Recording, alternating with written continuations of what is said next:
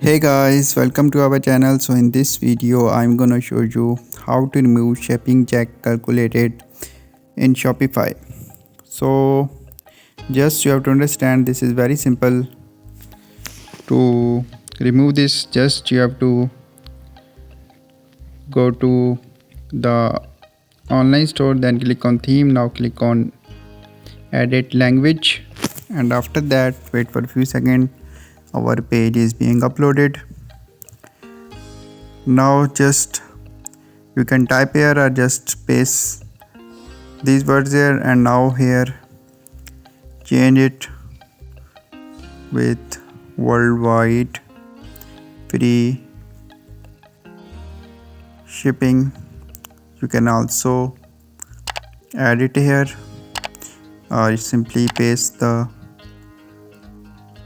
upwards here, and now after that just you have to click on the save button. So in this way you can easily remove shipping calculated at checkout.